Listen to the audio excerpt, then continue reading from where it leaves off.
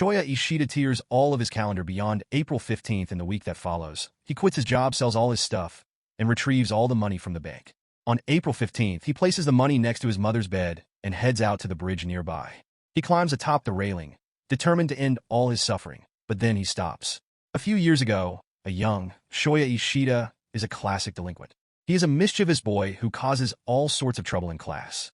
Alongside his friends Ueno and Shimada, Ishida is still in middle school, but his mischiefs are famous all around. One day, Ishida's class is introduced to their newest classmate, Nishimiya Shoku. She's brought before the class and allowed to introduce herself. However, instead of speaking, the girl takes out a notebook from her bag. It has a scribbling stating how she was deaf and would communicate with them using the notebook. The class is fascinated by the arrival of the student, especially the delinquents who have a new target for bullying. Ueno and some other girls start teasing and taunting her. Obviously, Shoko has a lot of issues settling into a regular school, but tries her best to blend in. The bullying, however, is not helping at all. Ishida in particular tries his level best, getting a laugh out of his classmates by mocking Shoko. One day, a volunteer from the sign language club arrives at the class to help teach the other students sign language so that they can communicate effectively with Shoko. However, the students just don't care whatsoever and don't want to learn sign language. Only one among them, Sahara, decides to volunteer to learn and help Shoko communicate. Sahara gets a bit close with Shoko, and that becomes her worst mistake. Slowly, and eventually the delinquents start bullying Sahara as well. Sahara, however, is not able to ignore the bullying like Shoko and decides to leave the school. With Sahara gone, Shoko is alone and has no friends. She tries to make new friends with Ishida and repeatedly tells him, through sign language, that she wants to be friends of the delinquent who had refused to learn any sign language. Shoko thinks that her being deaf is the problem and starts wearing hearing aids so that she could blend in with the others. Ueno and Ishida, in particular, start taking away her hearing aids and throwing them away one by one. Every day, they keep doing the same thing until one day when Ishida forcefully takes her hearing aid and Shoko starts bleeding from her ear. That very same day, her mother complained to the school how she had lost 8 hearing aids in the last 2 months. These hearing aids were very expensive and Shoko would not tell who had been doing this to her. The teachers immediately know that it's Ishida who has been doing all of this, even though all the other students have been a part of the bullying as well. They don't step back from piling on their share of the blame on Ishida. Ishida protests how everyone was involved, but he is one against many. When he returns home, Ishida's mom is on the phone with the principal who tells her everything that had happened. Immediately, she drags Ishida to meet Shoko and her mother. She apologizes to her on behalf of her son and even hands her all the money that she had worked so hard to save. To compensate her for the hearing aids, Ishida's mother takes her to the side, and when she returns to take Ishida back, the boy notices the tears on his mother's eyes. She had torn her earrings off to fully compensate for the hearing aids he had broken.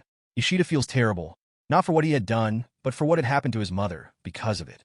That day onwards, Ishida is a subject of bullying alongside Shoko for trying to frame the others for bullying Shoko. He gets the same treatment that he gave Shoko earlier. Shoko still wants to be his friend and does her best so that he doesn't feel bullied, going as far as cleaning his desk of all the mean comments written by Ueno and the others. One day, Ishida notices her cleaning his desk and starts pushing his repressed anger onto her. The two get into a serious fight. The next day, Shoko leaves the school. As Ishida grows older, he begins to realize the atrocities that he had committed on Shoko. He had bullied her for no reason at all, for something that she couldn't even control herself. He starts feeling guilty so much that he cannot meet another person's eyes. They all feel so much better than him as he begins to realize that he was scum, a scum that did not deserve to live in a society, or rather live at all. The world begins to shrink to his own small vicinity, and everyone around him just turns into big X's. One day, Ishida decides to end it all. On April 15th, he goes to a nearby bridge to jump. Just as he steps on the pedestal, he stops. Ishida doesn't know why he doesn't want to jump. Ishida decides to face his guilt. He goes to the sign language club carrying Shoko's notebook, which she used to write on to communicate, hoping to return it back and have a chat with her. Shoko is a bit flustered to talk to him at first, but when she realizes that he had learned a bit of sign language to talk with her, she opens up. Ishida finally does the same hand gesture Shoko had done to her years ago to ask her to be his friend, and immediately realizes how he had reacted to this simple question years ago. He quickly changes the topic. At home, his mother had found out that Ishida was planning to do the unthinkable. She confronts her son and threatens to burn her money until he promises her to never think of something like that again. Ishida promises, but she accidentally burned the money anyway. Even though he had decided to live on, it didn't mean to shoot his problems at school became any easier. He still couldn't meet anyone in the eyes. He was a loner. His emo phase was beyond recoverable. Ishida, however, wanted to keep his promise to his mother. Ishida decides to visit Shoko after school too, but isn't so sure he should do it. On his way back from school, he sees a chubby kid being bullied by a guy. The guy was practically forcing him to lend him his bike. Ishida contemplates for a while before going to help the boy. He just goes and offers the bully his bike instead. The bully runs off with it for a moment. Ishida takes this as a message from God, telling him not to meet with Shoko. Just then, he notices a bread coupon laying on the floor, and for some reason thinks this could be his alibi. Ishida arrives at the sign language club with a bread loaf, but is stopped at the door by a puny little middle schooler who introduces himself as Shoko's boyfriend. He tells him to stay away from her and slams the door in his face. Ishida returns home, disappointed, and on his way, he encounters the same guy he saved in school earlier. He had brought the bike that the bully had stolen away, and just like that with that simple act, the X on his face drops to the floor. The boy introduces himself as Tomohiro Nagatsuka. He actually sat right before Ishida in class, but for so long Ishida had ignored him like he had ignored others. The two guys became friends instantly. Tomohiro even forces Ishida to watch Morbius with him, and then decides that Ishida was his best friend. Ishida visits Shoko again, but this time Tomohiro goes with him and holds down the guy claiming to be Shoko's boyfriend. Ishida and Shoko talk at the pool below as the boy and Tomohiro watch them from above. Ishida and Shoko are both a bit edgy to talk, considering their past. So they bring back the topic of the notebook again. Shoko begins opening the book, and Ishida remembers all the profanities written on that notebook. He quickly snatches it away, but it falls into the pool below. Shoko jumps to get the book, and so does Ishida. The boy clicks their photo from far away. That night he uploads a photo to the internet. Ishida gets in trouble. He is called to the teacher's office and put again in house arrest for the rest of the week. His mother, however, allows him to go out and look after his sister Maria while she plays in the playground. He finds the same boy again. Ishida realizes that he was the one who had released those pictures. Ishida is not mad. He takes the boy to his home and even serves him some lunch. The boy stays as long as nighttime, and Ishida goes to drop him off later. The boy tells Ishida that he knew what he had done to Shoko, and acting like a good guy now wouldn't change anything. Ishida agrees that he had done some really bad things and didn't even deserve to live, but he wanted to make it better. The boy smiles and then reveals she is actually Yuzuru, Shoko's younger sister. She had run away from home because she was scolded badly for spreading the picture and getting Ishida in trouble.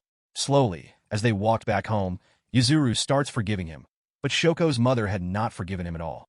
She sees the two returning home and thinking that Yuzuru had been taken forcefully, she slaps Ishida across the face and walks away with it.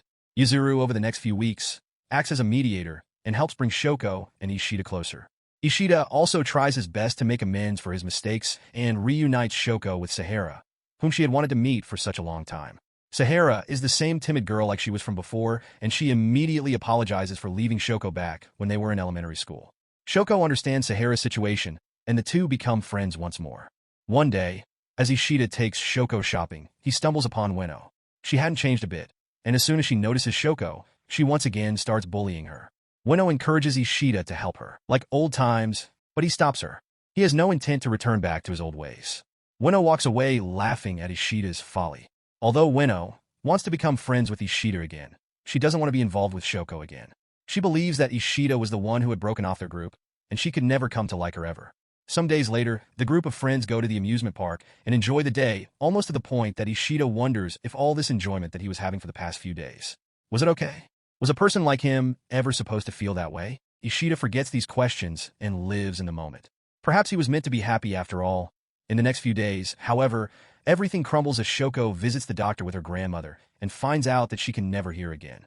And Shoko gets depressed with the news her grandmother passes away a few days later as well. All of the pressure has a great impact on Shoko.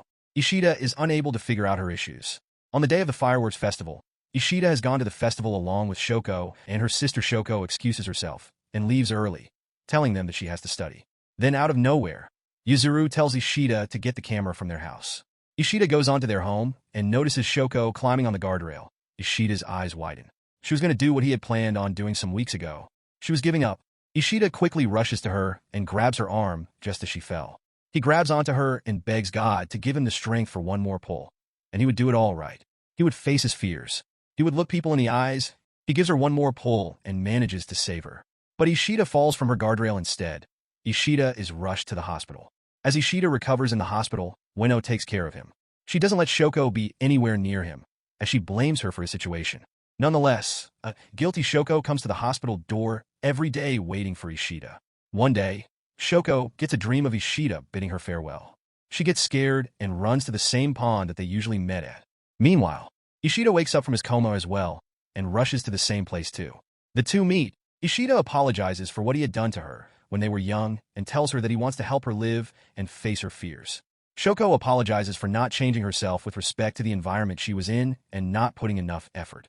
A few weeks later, Ishida and Shoko visit Ishida's school for the festival, and they get together with all their friends. Ueno has also started warming up to Shoko and learned a bit of sign language as well, despite her harshness, before her heart had started to melt as well. In the festival at first, Ishida still feels uncomfortable looking at the faces of all the people who were better than him and deserved better than him. But soon, with all his friends by his side, he can walk straight again and the exes are no longer there. If we really want to change, if we really want to become better, then the change must begin from us. Make sure to subscribe and turn on notifications so you can watch more videos like this. Thanks for watching and keep loving.